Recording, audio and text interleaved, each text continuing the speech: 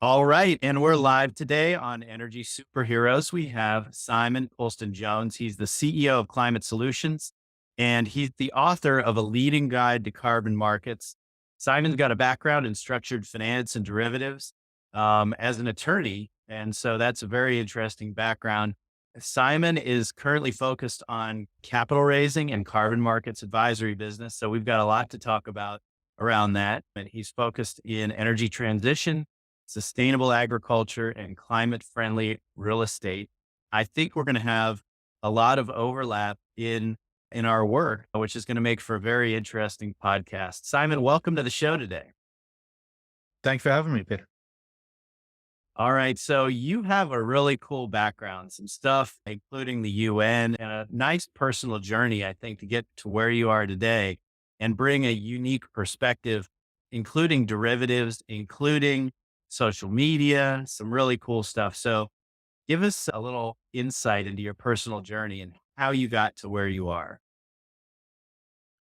Thank you. I guess my life has been defined by four different crises: the 2008 financial crisis, the Brexit crisis, a personal crisis in the form of getting divorced, and then the climate crisis. So, with the 2008 financial crisis, as you mentioned, I was a structured finance and derivatives lawyer for about 15 years at the start of my career. Some of that in a law firm in the city of London, advising world's leading investment banks on documenting a lot of the products that would ultimately go on to cause the financial crisis, although that wasn't what I thought I was doing at the time. And then I went to work for one of the leading investment banks in the space in London, doing more of the same. And that really gave me a lot of insight into how one can sleepwalk into a future that you hadn't anticipated. So when you get really caught in the details, sometimes you forget to look up at 10,000 feet into what's really going on. It also gave me a deep distrust of anything involving ratings and a need to look behind ratings. I then, in 2014, became chief executive of the Pan-European Trade Association for the futures and options industry. It's already switched from being an attorney to being an executive, representing several hundred investment banks, exchanges and clearinghouses, commodity brokers, principal traders, and lots of others. And we merged that trade association a couple of years later to create one that's now called FIA. It used to be the Futures Industry Association. And the second crisis then arrived in January 2016 or in 2016 with Brexit. And the Brexit referendum happened at that time. And very rapidly, one of the challenges that came up was around euro denominated financial instruments and where policymakers in Europe were happy with that activity happening. So I found myself as the public face of the corner of financial markets at the heart of the Brexit negotiations and had a lot of fun ultimately, but having some pretty serious conversations with policymakers, both in the UK, in continental Europe, and indeed over at the CFTC in the US. I then, shortly after in 2017, had that personal crisis, marital crisis that led to me getting divorced. But that really was the start of my current journey because 8 months later, I went on a date with a beautiful Californian. And I said, look, I used to be an opera singer. I'm now a real estate by day and a life coach by night. You've been through a divorce, you've been through a merger. Why don't you check out life coaching and see what turns up for you? And so I did. And what I got by making the good people of various investment banks richer than they already were wasn't really getting me out of bed in the morning in the way that it used to. And actually, what was really driving me, what I was enjoying, was the mentoring that I was doing, the action that I was taking on a range of social and environmental causes that mattered to me. And I was through that life coaching that I was doing, at weekends and after work every Tuesday for several months in 2018, encouraged to create a project that they could coach me on that really breathed life into what I got out of the coaching, which is, in short, I'm Simon and I'm all about giving back and making a difference. And they said, well, great. just come up with a project that breathes life into that we can coach you on. And perhaps surprisingly, just like anybody else, my natural reaction was, I literally don't know where to start. And with that, I realized I shared that problem.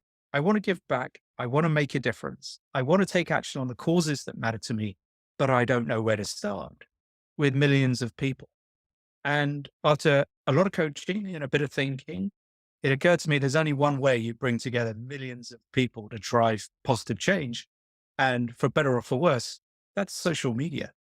And through the coaching, gained the confidence and the skills to turn my hand to something I had no prior training or expertise in, which was a social media platform that was focused on the United Nations Sustainable Development Goals, which millions of people around the world use as shorthand for what a fairer, more equitable, more sustainable future could look like by the year 2030. And it got me. By day, I was doing all the Brexit stuff. I was neck deep in regulatory change in financial markets. And by night, I was obsessing over how to bring together millions of people to make the world a better place. And it got to the point where I had to make a decision. Was I going to let that opportunity go by and wonder what could have been if I'd actually turned that project into my day job or not? And ultimately, I couldn't resist. I had to jump in with both feet. And that then led to me founding this social media platform. We went through 3 rounds of raising capital, got stuck on round 3, thanks to my old friend Brexit.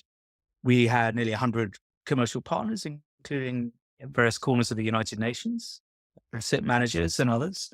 And then I got to January 2021, just as various people were breaking into the Capitol building on January 6th. And literally contemporaneously with that event, I was closing the company because we ran out of company and run out of capital. We hit the end of the runway. And I then got to, well, now what do I do? And I had various approaches. And the approach that really got me was, would I like to help solve the climate crisis by moving capital from where it is today to where it needs to be to really accelerate the energy transition, make agriculture more sustainable, decarbonize real estate, help us transition to more circular business models and circular ways of consumption. And that really got me. And that led to the founding of Climate Solutions in 2021. And it's been quite a ride ever since.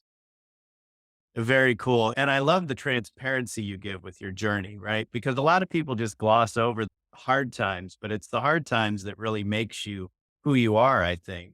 And so that gives you the resiliency to be able to start new companies and get through. So, hats off to you with that.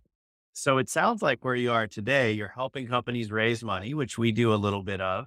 And it sounds like you've also got some specialty around carbon credits or carbon offsets. Could you talk about both of those, capital raising in this market and also specific to carbon offsets? Because this is an area we have a lot of people asking us about. Certainly. So we started purely as a capital raising business, really looking at those sectors that capital could transform and have the greatest climatic impact. And what we found pretty rapidly was that clients were coming to us with pitch decks and with financial models. And in those financial models, there'd be a line item. They'd be doing something in energy, let's say, and then there'd be a line item, this amount of revenue over this period of time from the sale of carbon offsets. And as we were doing our due diligence, we say, that's interesting. How are you going to do that? And how are you going to find buyers? How are you going to find off takers? And one or two businesses said, don't know. Can you help? And we said, we don't really do carbon stuff. We do capital raising stuff. And then 5 or 6 companies said, we don't know. Can you help? And I thought, there's clearly demand here. And there's clearly a link between what we're doing in agriculture, what we're doing in energy transition, what we're doing in real estate, and the opportunity to turbocharge revenue models by involving carbon markets. But we don't know how, and our clients don't know. And as someone who when I was running a trade association, had to consume thousands of pages of documentation and in a short matter of hours or days later, go explain to a board or my members at investment banks and elsewhere, what does it say? Why does it matter? Can you explain it in plain English, please? I found myself doing that for me initially, for me, so that I could then advise our clients. And I really went for it. So I spent hundreds of hours reading into the topic. And what I found was that there were answers to all the really naive, dumb questions that I had about carbon markets and carbon offsets. And I had really simple questions like, what's the difference between a carbon credit and a carbon offset? And it turns out there's no actual agreed answer to that question. But I've it asked seemed the like a really same obvious question question. myself. It's Right? if we Um, just agree on some language here, that would be helpful. exactly. And then I started thinking, well, I've spent hundreds of hours looking into this. The one thing I haven't checked is if we could be selling carbon offsets for clients, do I need regulatory regulations? And what are the sort of, I'm a lawyer, so what are the legal issues relating to carbon offsets? And what are the different markets between sort of compliance, voluntary markets and sovereign markets? And I mentioned this as an aside when I was meeting my old law firm from 20 years ago. And they said, well, this thing that you've written for yourself doesn't actually exist in the market, which is why you had to write it for yourself. Would you be interested in us, Simmons and Simmons, my old law firm, reviewing what you've written, editing it, and contributing to the law and regulations section in particular? And I bit the hand off. And then finally, February this year, we co-published that. So I was delighted to be able to contribute to the education of markets and help grow the markets by providing something that people can read in an hour and a half about what are the three different types of markets, what is an emissions allowance versus a carbon offset, how do I create a carbon offset, who's who in the market, and to that critical point, what laws and regulations are relevant. At the moment, that guide focuses on the UK, Europe, and the US, but it's a very pertinent question in Singapore, in Australia, especially pertinent in Zimbabwe in the last couple of weeks. So, yeah, it's something that we will iterate over time, but really with the aim of growing the market by leading not with selling stuff, but with education. No, that's great. And so, what I'd like to do a little on the podcast is help folks let you do what you do well, which is communicate complex information quickly, because I know people have questions on this carbon offset issue. First of all, we got to know, how do we get a hold of that book? Well, what we can come to that later, but everybody I'm sure is going to want to buy it or get it however they can. But the question I always have is, let's say I'm a developer and I'm able to develop some product that, let's say it has a negative CI score for whatever reason. It's taking in some feedstock and that feedstock is sustainable in some way. And so now I've got a product that is reducing carbon or has a negative CI score. How do I go about monetizing that? How do I do it? And indeed, can you? So, what are the rules of the road if you want Yeah. to go monetize it? Because it's not everything is eligible. So, first of all, what's the activity? Right? Broadly speaking, it's broken down into three different types. Are you avoiding carbon being emitted? Are you not avoiding it, but reducing the amount of carbon that is emitted? Or are you actually removing it from the atmosphere? So, avoid, reduce, remove. Right. Go figure that out, first of all. Then, if you want to monetize the carbon that you're avoiding, reducing, or removing, you need to follow some rules. Who creates those rules? Well, rather confusingly, some entities called standards. Some of the leading standards are American Carbon Registry, Gold Standard, and the market leading one by volume by far is one called VERA, VERA. And those standards create something called methodologies. Those methodologies, there are lots of them, and they're very targeted to very specific types of activity that lead to the creation of carbon offsets. And you, as the developer, you're not the one issuing the offsets. The standard is issuing the offsets. because you've gone through their process. And we'll come to that in a second. So you then have to either work out for yourself or employ a firm like mine to help you. For the activity that you're doing, is there an existing methodology published by one of the standards that you could use? And if there is, that'll tell you what you have to do in order to be able to create carbon offsets pursuant to that methodology. If there isn't, then you would need to approach one of the standards and ask them whether they would consider creating a methodology for you. And in practice, actually, you create it for them and they bless it at the end of the process once they've kicked it to death and done a public consultation and all the rest of it. So the standards issue the credits pursuant to methodologies. You find your methodology. You then go through a process of designing your project and explaining in that, in a document called project design document, a PD, what you're doing and how it complies with that methodology. And then they will look at it. And once comfortable with it, they will then ask you the question, well, how much carbon are you avoiding, removing, or reducing, expressed in tons of CO2e, so carbon dioxide emissions or their equivalent? And they will say, prove it.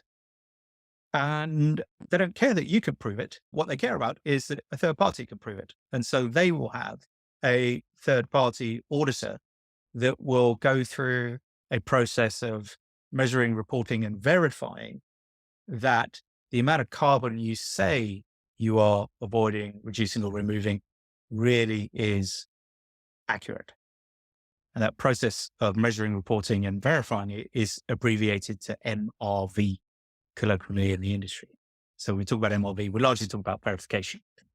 And then once you've gone through all of that, you've done your project, whatever it is, we can come back to that if you wish, and you've gone through this MRV process, then finally the standard is confirmed, they're happy with your carbon activities, then they will issue offsets, one offset for each ton of CO2 that you have avoided, removed, or reduced. And they will put those offsets on their registry and act as registrar, whilst you then go sell those offsets into the market. And there are various requirements that the carbon market has that has grown up over time that we can come to, things like additionality and permanence and no double counting and so on. No, I think that's a very clear description. I appreciate that. So people will benefit from that. Quick question is, how long does it take and how much does it cost? That's what we always get asked is, I've got this, I want to do this pathway. It's new. How long does it take? How much does it cost? And can you help people? How long does it take? Yeah. How long does it take? Months or years? Years if there's no existing standard. So, a client in the maritime sector, there are various steps to the process of creating a methodology, but one of the first steps is to create what they call a concept note, where you're just summarizing what the idea is. And then once that's been approved, in the case of Vera, you go on to drafting a methodology. Then that detailed methodology has to go out to public consultation. Then after the public consultation, you may have to change your methodology to reflect it, et cetera, et cetera. So it's quite an iterative process that does involve the market, and the market's given the opportunity to then poke holes in the methodology and say, this shouldn't be accepted as a tradable carbon offset for the following reasons. So change that, or it just shouldn't be eligible. So it can take months if there's an existing methodology, and through sheer volume of demand and finite resources, it's taking longer and longer at the moment. We are seeing a number of new entrants to the market trying to solve the problem as an alternative service. What does it cost? Unfortunately, there's no simple answer to that, because there's internal costs and there's external costs. There's the internal costs of whichever people internally are pulling together all the relevant information that's needed to go have your offsets created, issued, sold into the market and so on. And then there's all the people externally that you need for that. And there are a variety of different routes to market when it comes to selling carbon offsets. You can come to a broker like us, and we can connect you with the world's leading buyers. You can go to one of our peers in the market. You can go to marketplaces who are not as highly regulated as the regulated markets of my old futures and options world. Or indeed, you can go to some of those exchanges, like the Intercontinental Exchange, who have environmental markets. No, that's very helpful. So one question I always have is what's the difference between a nature-based credit? You hear about a lot about nature-based credits, and then we hear a lot about, I don't know if the alternative is an industrial-based credit or what's the alternative to a nature-based credit and what's the difference? And indeed, are those two categories mutually exclusive? To which the answer is no, they can overlap. So historically, one of the more popular nature-based offsets has been what's called Red Plus. It's a term used in Article 5 of the Paris Agreement about reducing emissions by reducing deforestation. And indeed, there can be afforestation or reforestation projects as well. So things that involve trees at its simplest, one form of nature-based offset. You can also have mangroves. So you can be restoring mangroves, for example. You might be using any array of trees, could be bamboo, could be eucalyptus, could be anything. And each different type of tree has its own pros and cons. Bamboo is useful because it grows from nothing to fully grown in 7 years. And when you chop it back and take the bamboo, it can then grow back and be constantly replenished and reharvested. And it's a really big sequester. But bamboo isn't a native species around the world. So there are pros and cons of using types of nature-based solutions, types of trees in that example, that aren't native to the environment where they're being deployed for this particular project. On the tech-based side, most recently, yesterday, I was reading about Rivian, the EV manufacturer, looking to create carbon offsets based off all the EV charging of its electric vehicles. We have a client in the maritime sector that has ultrasonic technology that keeps ships' hulls clean of biofouling. So it's slime and mollusks and barnacles. And that helps the ship go through the water more smoothly because there's nothing stuck to the hull. And more smoothly means less fuel, means less carbon emissions. And then you can have biochar. You can have direct air capture, these massive fans that suck carbon dioxide out of the atmosphere. And there are a variety of sort of chemical processes that you can go through. And then, as I alluded to, that there are hybrids that sit between nature-based and tech-based. So as one example, you could have cement factory emitting lots of carbon dioxide.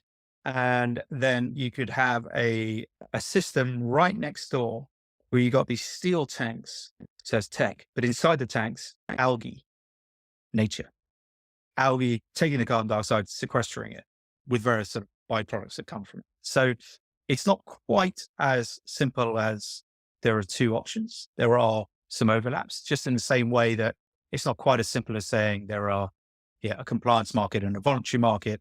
The two do overlap. And likewise, there are different schools of thought on whether the sovereign carbon market is a distinct and separate market from the compliance and voluntary markets. No, that's a great Everyone's got a explanation. view. Yeah. And, regulation is coming to the voluntary carbon markets. And ultimately, that's helpful for a range of reasons, from promoting integrity to actually answering some of these questions where the market hasn't itself come to a single agreed answer on some of the questions. Absolutely. Well, Vera, you mentioned Vera and you mentioned transparency. I did see some stuff in the news. I'm not deep into it, but I saw something around Vera maybe getting in a little trouble for some things. Could you talk about that? Have you seen it out there? I mean, I don't know if it's a transparency issue or if it's specific to nature-based offsets, but I did see something in the news around that. Yeah. So they are the market's leader for creating methodologies and doing that MRV, that verification process that I mentioned earlier. Market leader by volume, by far. And inevitably, if you are minded to criticize carbon markets for whatever reason you want to, you're going to go after one of the big players. And because they create the rules by which any offset has the piece of attention as to, well, how do their rules work and what do they do and how do they do these calculations?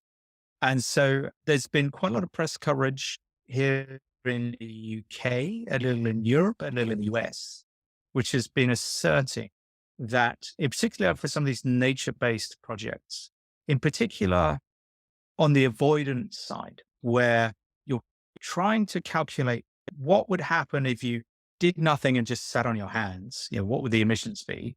And then compare that to what actually happened when you did your project. And there, you have to make certain assumptions about what the future will look like and what it did look like. And you have to create baselines for that purpose. The baseline of what would happen if you just sat on your hands in that example. And there have been questions over the accuracy of some of the baselines in nature-based projects in particular. But I should say it's not only the standards, in particular Vera, but only because they're the biggest in the market, being criticized by people that don't live and breathe the markets. But it also some of the larger buyers in the market, particularly the oil companies in recent months, have been getting a bit of a pasting from the media with claims that 90 something percent of the offsets that they bought are absolutely worthless because, amongst other things, the baselines are a bunch of baloney. And how's the industry responded to that? Well, partly it's been helpful in bringing market participants together and to push back on some of the data that is represented in some of those media articles. And partly it has only further increased the desire of the industry itself to further improve the integrity of markets. And so what we've seen in the last year or two in particular are market participants coming together in groups, in roundtables, and look to create principles, standards of their own about what does good look like and how can we as predominantly buyers in the market agree that the following 10 things are at the core of what good looks like. And if I take one roundtable, the Integrity Council for the Voluntary Carbon Markets, ICVCS, founded by a range of buyers in the market, they have come together and they've recently published something called the Core Carbon Principles, or CCPs for short, that define what does good look like. And it's got a variety of tests to which the intention is that in future offsets will become subject voluntarily, not as a regulation, but just as a matter of market practice and what the market expects. And there are a range of views on those principles, but it's all driven with the intent of improving the integrity of the markets. And this is at a time where the market in previously was $2 billion in total, the voluntary carbon market. The compliance markets, many hundreds times bigger than that. But the voluntary markets are not specifically regulated. And in my old financial world, after the financial crisis, the Financial Stability Board and IOSCO, group of national regulators in financial markets coming together in a global body to create the global principles that will then lead to individual jurisdictions creating their rules based on those global principles. IOSCO is now looking at the voluntary carbon markets and asking, should we regulate specifically? Who? How? Why? When? And that consultation, the initial consultation, in our view, in my view, but ahead of regulation, and for some time, this isn't a new thing, the industry itself has been on a journey of looking to improve integrity. And partly that's because the players in the market are seeing an increasing number of regulated financial institutions coming to the market. And they have certain expectations and certain obligations around their performance in any market. And that's leading to an ever increasing, let's say, professionalization of the market. And that makes total sense. Simon, this is a deep subject. I think people need this book. So tell them how they can get a hold of this book and be in touch with you if they want to learn more about these markets. Thank you. Well, perhaps the best news is it's freely available. So you can go to our website, which is climatesolutions.global, and you can download it from there for free. Or you can come and find me on LinkedIn, Simon Puleston Jones, and I'll send you a copy through LinkedIn. No, very good. For sure, I'm headed to that website myself, and we'll be downloading the book. And we'll definitely follow up in our posts and continue to track this area because it is a huge area, and we see it in financial models making a big difference in terms of the profitability for these projects. That in the end, they've got to get built, or else we're not going to be able to get and meet the climate goals that we need. So I think this market is a huge part of what needs to be done to help us get to net zero. So, Simon, I have to say, it's really been a pleasure having you on the show. This has been Simon Polston Jones, CEO of Climate Solutions. And make sure that you check out his website and book. Be sure to subscribe and follow us. We're on YouTube as well as Spotify. Check out the podcast under Energy Superheroes. This episode will be live very soon, and we look forward to staying in touch with Simon. Thanks for being on today. Thank you very much, Peter. All the best.